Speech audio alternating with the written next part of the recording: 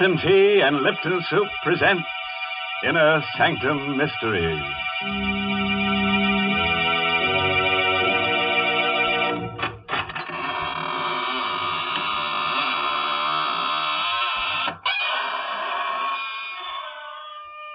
Welcome to the shadowy borderland of the squeaking door, all you hardy adventurers.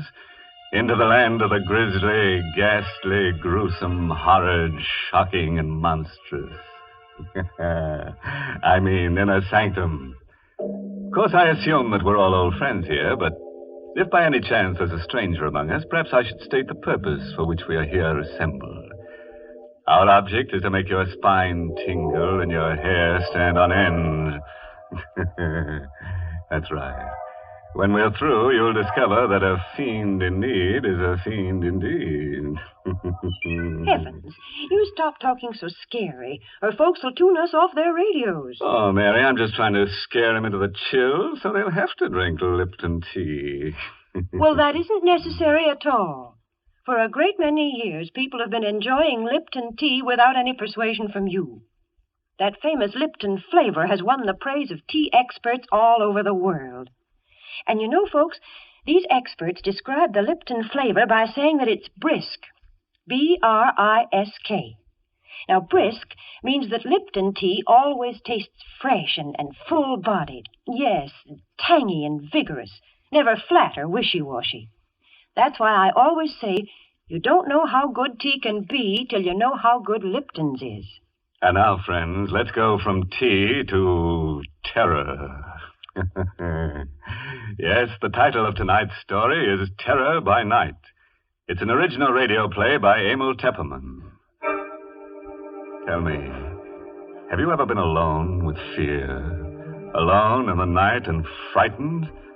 Well, here's Ann Shepard in the role of Linda Dixon to tell us what happened to her. It was a Friday night, and I think I was already a little nervous as I drove north into the mountains. It was the first day of my vacation. I started from the city early enough to arrive before nightfall, but my car was 6 years old and developed motor trouble. So now I was driving through the night with 50 miles more to go, and I was tired and nervous and irritated. And then I heard that siren in the distance. At first I couldn't place it. And then I remembered the state prison was somewhere in the vicinity. The siren. That meant a prisoner had escaped. I reached over and turned on the radio. They were broadcasting an alarm. I repeat, motorists are warned to be on the lookout for Lee Hartley, who escaped from the death cell at State Prison at 9:15 p.m. He is 5'10", dark-haired, regular features, no distinguishing marks. Hartley is a confirmed killer. He is believed to be armed. Beware of Hartley. He would rather kill than eat. I'd better give you that again. He would rather kill than eat. Believed to be armed. Beware And of that man was rather loose. kill than eat. It is known I that stared Hartley ahead is at the a lonely doctor. road spinning toward me through the windshield. It has been established that Hartley was helped to escape from the outside by his sweetheart, Helen Hearn, a red-headed woman just as vicious as Hartley himself. It is thought that Hartley and the Hearn woman may have separated after the escape. All motorists are warned to beware of a dark-haired man and a red-haired woman, alone or together. My hand was shaking a little as I turned off the radio. I looked in the car mirror and shivered. I, too, have red hair.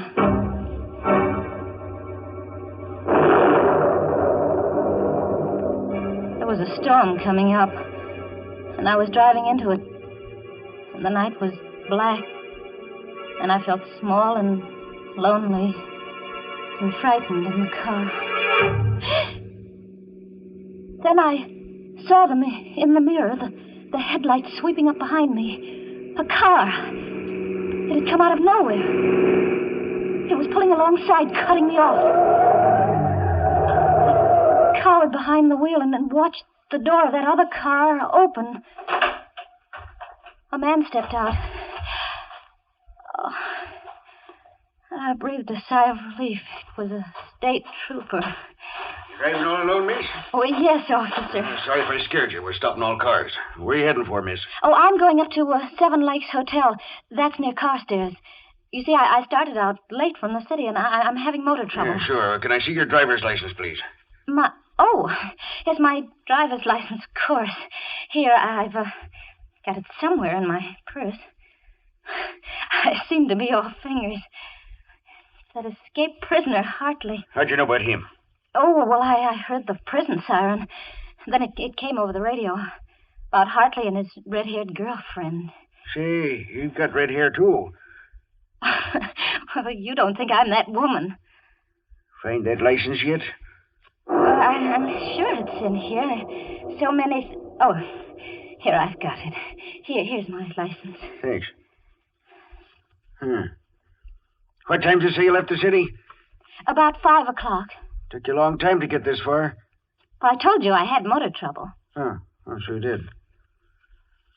Okay, Miss Dixon. Here's your license. You can go ahead. Thank you. Oh, darn. There it goes again. More motor trouble. No, it's the same thing the mechanic said it might happen. There it started. You want to get that fixed first chance you get? Yeah. It's late, though. All the service stations are closed. Yeah, there's one that's open all night about 2 miles up the road. Oh? You better stop there. Bill Slater's place. He's a good mechanic. Yeah. He'll fix you up. Tell him Joe Nesbitt sent you. Right, thanks, I will. And listen, Miss Dixon. Yeah. You be careful. Don't stop to give anyone a lift, man nor woman. Oh, don't worry, I won't.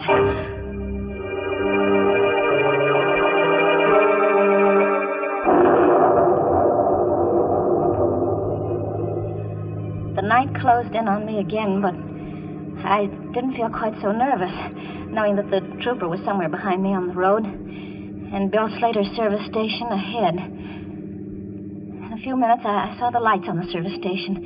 I swung into the open space in front of the pumps. I stopped. There was a rumbling of thunder in the west. The storm was moving up fast. There was another car, a coupe, parked at the pump. But there wasn't anybody in it. And I didn't see any attendant around either. I pressed the horn button. No one answered. No one came out of the office. Still no response. Everything seemed so quiet and suddenly ominous. I found myself shivering. I had a curious feeling that someone was watching me. I've got to get away from here fast. It's starting to work again. It won't start. It won't start.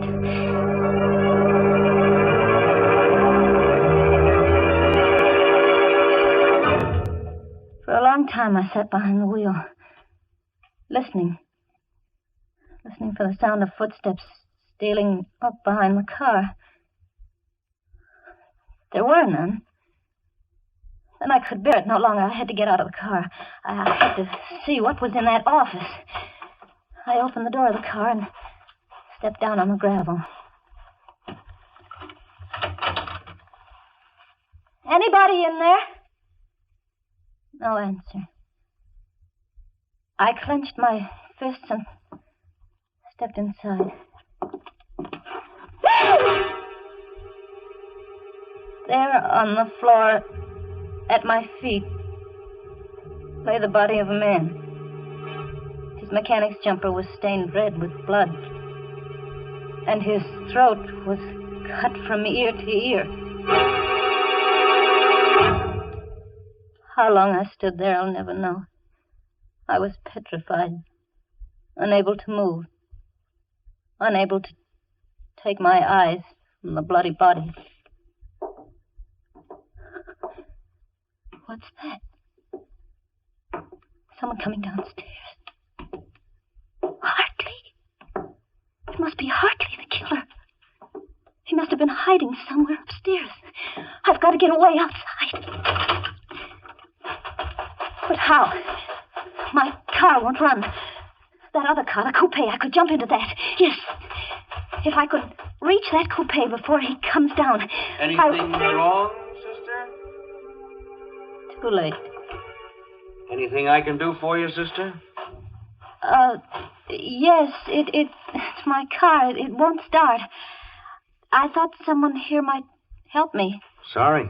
There doesn't seem to be anybody around. That's my coupe over there.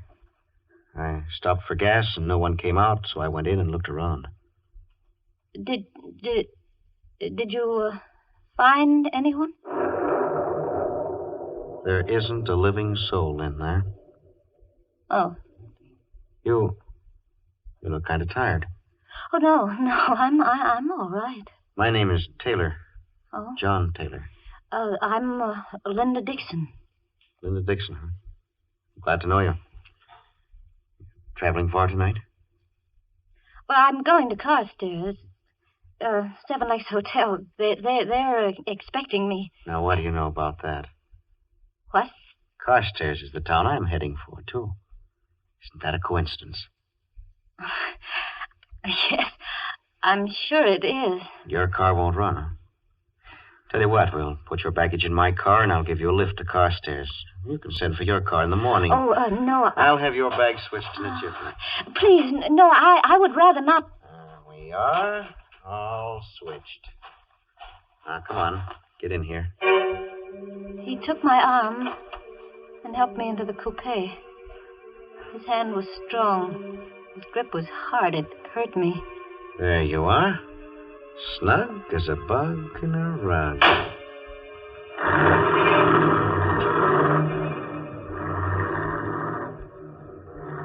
We drove away into the night, leaving behind us the dead man in the service station.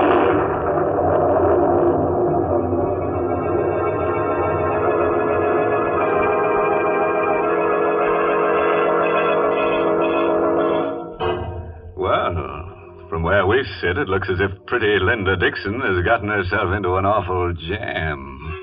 And believe me, she's shaking like jelly. My goodness, that poor girl. And just think, this is supposed to be her vacation. Why, Mary, she's in the country now, isn't she? In fact, it looks to me like she's going back to the soil. Horizontally. Oh, dear. Why do you always look on the dark side of things? Seems to me you're always pessimistic. Of course, lots of folks feel that way at times, like when they've been working too hard and they're tired. But you know, I think there's nothing better for that let-down feeling than a good hot cup of Lipton's, the tea with the brisk flavor. That brisk flavor really perks you up. You see, that word brisk, B-R-I-S-K, is just another way of saying that Lipton tea tastes full-bodied and vigorous. Yes, tangy and spirited, never flat or wishy-washy. So try Lipton's real soon, won't you, folks? Well, now, let's go back and see how pretty little Linda Dixon is making out, all alone in the car with a strange man. But after all, she shouldn't be too scared of him. He's just a felon who needs a friend.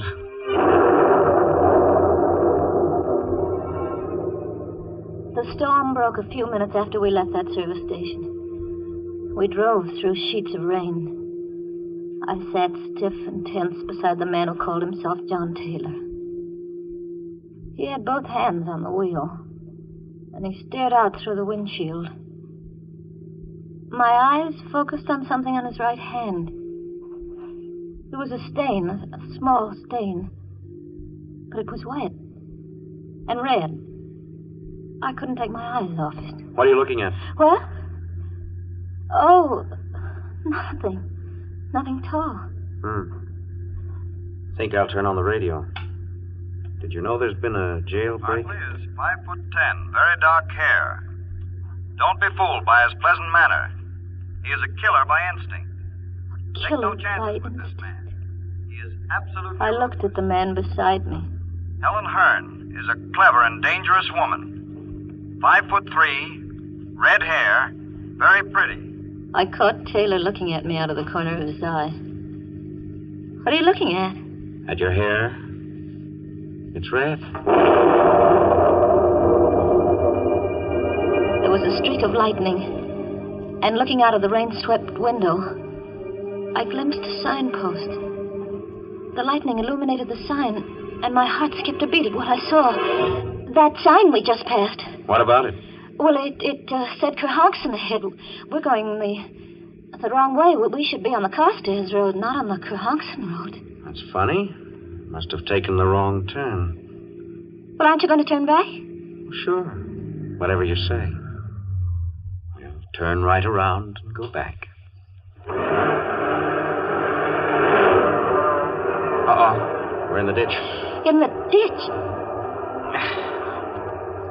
It's no good. She won't budge.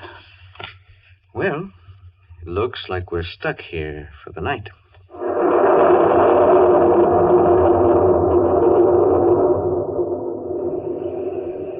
You look scared. Oh, no.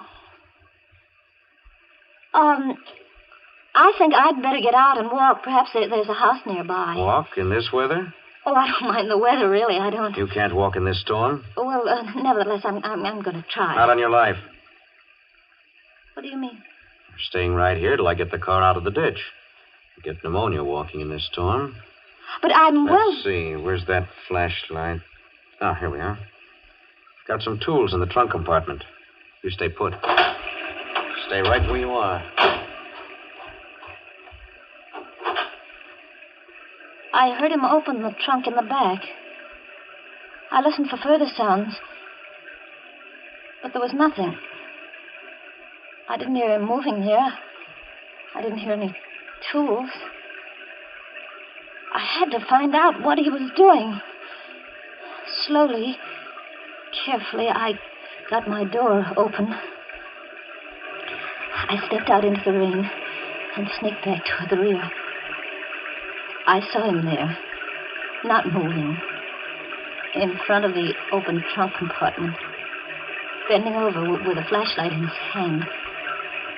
The ray of light was focused on something curled up inside. It wasn't baggage or tools. It was a woman's body. Just then he saw me. He snapped the flashlight off, but not before I caught a glimpse of red hair. Then I must have fainted.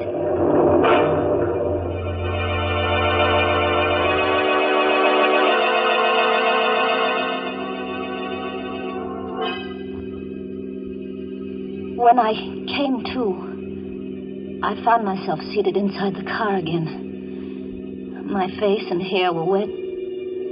My clothes were dripping. John Taylor was driving.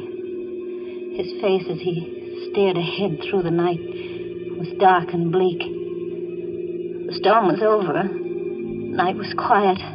Oh, so you're awake again? I don't feel well. Is it because of what's in the trunk compartment?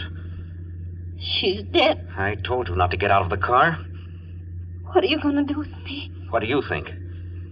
Please. Sorry, sister. Got to take your medicine. Oh, no. Better not make any trouble. I'll try to make it as easy for you as I can. They say that when a person loses all hope, subconsciously he seeks refuge in sleep. That's what must have happened to me. I must have dozed, or perhaps I fainted, I don't know. But I awoke with a start at the sound of brakes. I sat up straight and saw that we stopped in front of a small fieldstone house. Why are we stopping here? I'm out of gas. Oh. Come on. We're going in.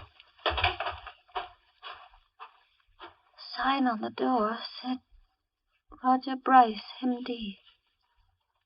A doctor's house. I began to feel a spark of hope.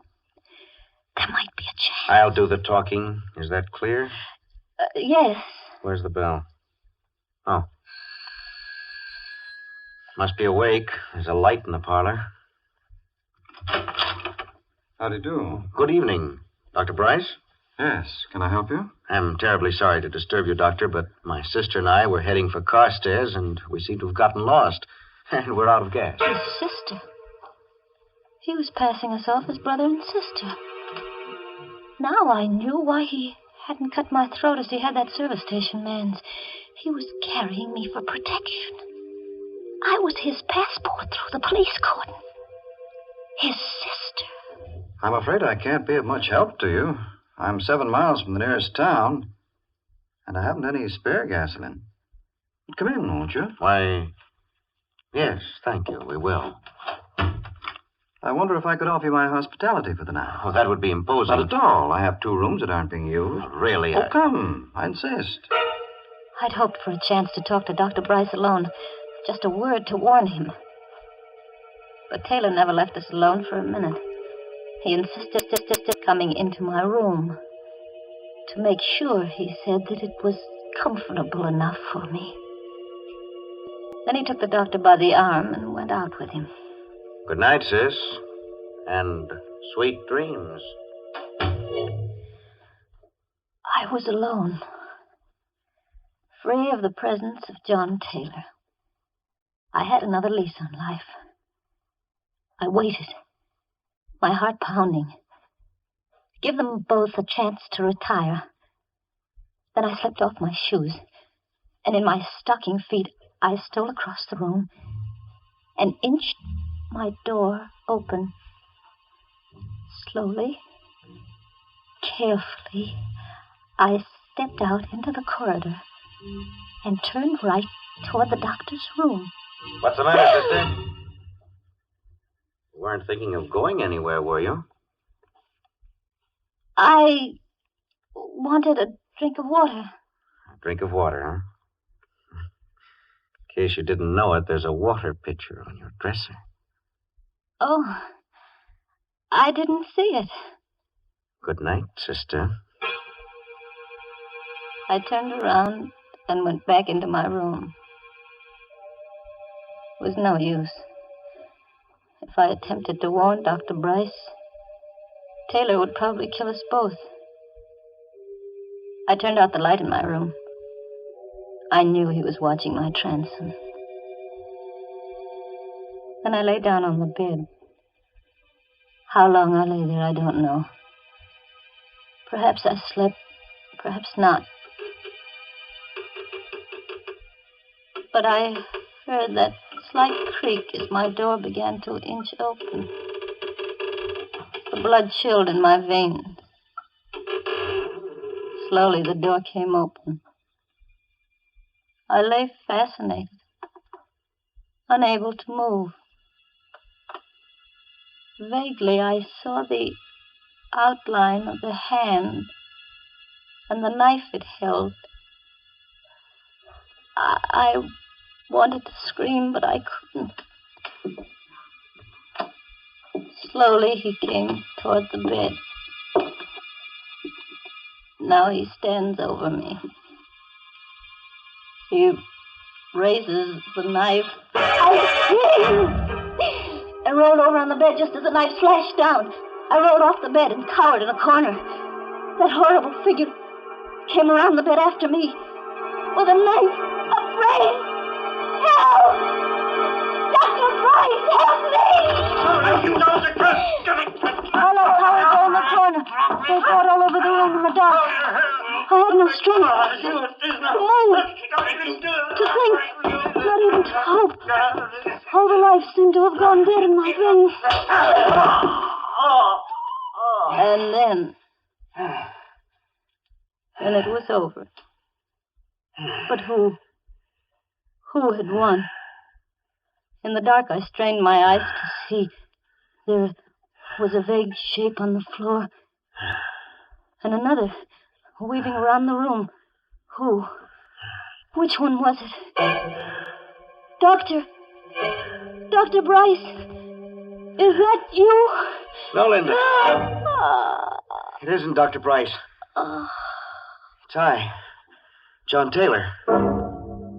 John Taylor, standing there at the light switch. And on the floor lay Dr. Bryce unconscious, with a long gash in his head. I had to hit him with a water pitcher. My eyes turned to Dr. Bryce. I saw the knife still gripped in his right hand. That's Hartley, Linda. Lee Hartley, the killer. It was he who came in here with a knife? Right. I was down the cellar just now. The real Dr. Bryce is down there, dead. This fellow posed as Bryce when we came to the house. Then you're not Hartley. No, isn't that rich? All the time you thought I was Lee Hartley, and I thought you were Helen Hearn. On account of your red hair. But the red-haired woman. Oh, that's Helen Hearn. This fellow must have killed her back at the service station and stuffed her body in my trunk compartment while I was inside. That all happened last summer. In time, I think I'll manage to forget that night of horror. But it won't be soon. Sometimes in the night I dream that I see that awful figure with the knife poised above my throat. And I wake up screaming. But then John takes me in his arms and holds me tight and tells me that everything's all right. You see, I'm Mrs. John Taylor now.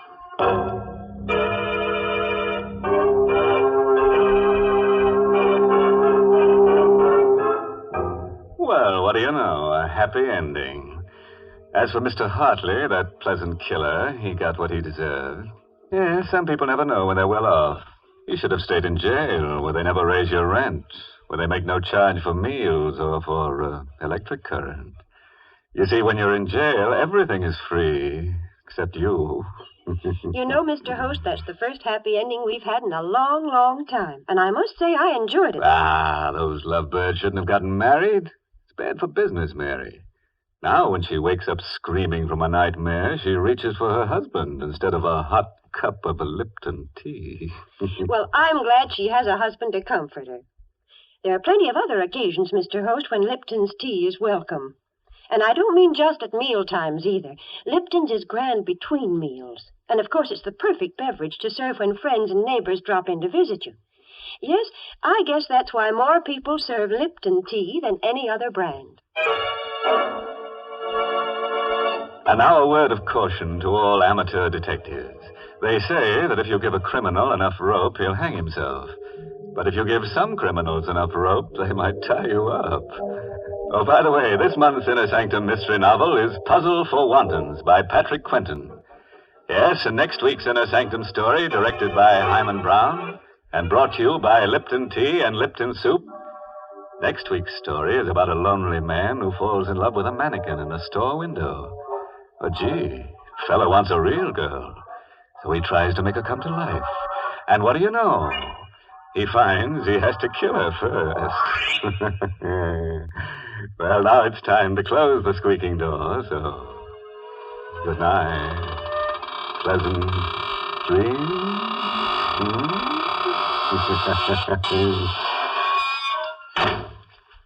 Folks, these busy days, we all want to save time when we prepare meals, and yet we don't want to sacrifice that good homemade taste. Well, the answer to that is Lipton's Noodle Soup. You see, Lipton's takes no time to prepare, and yet it has a real fresh-cooked chickeny flavor. Yes, it tastes just like the chicken noodle soup you'd make right in your own home. Lipton's is economical, too. It costs less and makes more than canned soups. So, folks, don't forget to serve Lipton's Noodle Soup. And don't forget to tune in next Tuesday night for another Inner Sanctum Mystery.